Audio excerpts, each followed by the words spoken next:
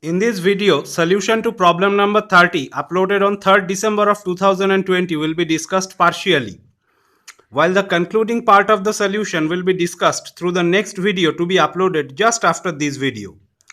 Now going ahead with the problem, displacement of the gun barrel is to be found while firing the shell only, and hence the time interval t greater than e is not necessary to be considered for the solution. So the given differential equation is effectively expressed in equation 1. Find equation 1.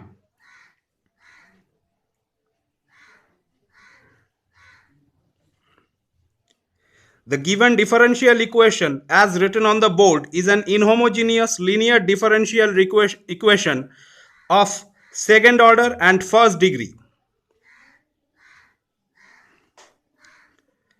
General solution to such differential equation is expressed as the sum of solution to homogeneous part and particular solution to the inhomogeneous part, which is expressed as in equation 2. I repeat, general solution to such differential equation is expressed as the sum of solution to the homogeneous part and particular solution to the inhomogeneous part, which is expressed as in equation 2. Here is equation 2.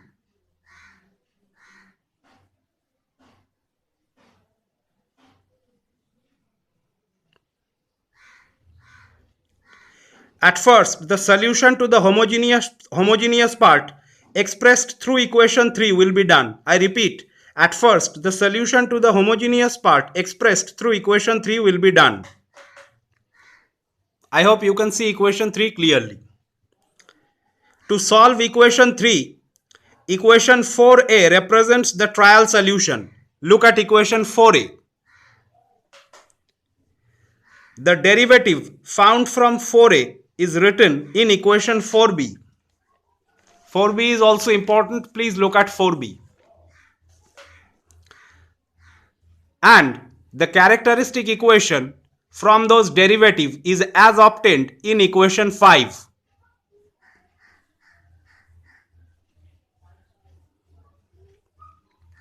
And it is easy to see that the solution to equation 5 is given by equation 6.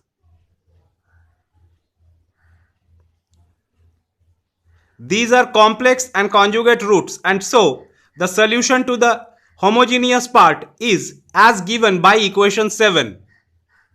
Here is equation 7. Please look at it carefully. Now we start the procedure to find the particular solution, and utilizing the standard tabular form for finding the particular solution available in any standard textbook on mathematical physics, the expected choice for the term y suffix p is as given in equation 8. Here is equation 8. I hope you can see it clearly.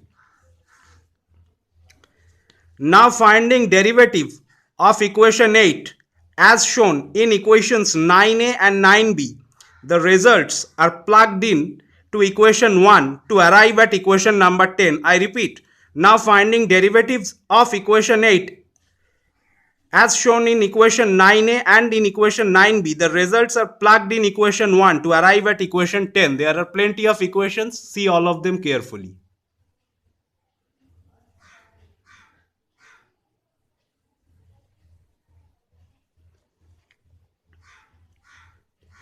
Where from equating coefficients, we get equations 11a, 11b, 11c and 11d. 11d is being written twice to facilitate the view of the students because it is almost at the bottom portion of the whiteboard.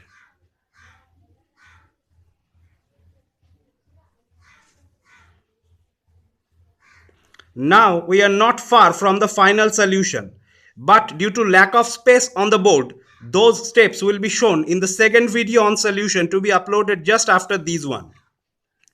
It is hoped that the concluding part will be received with equal enthusiasm. I also hope that this solution so far is clear to those who watched this video. I repeat, I also hope that the solution so far is clear to those who watched this video. Thanks for watching.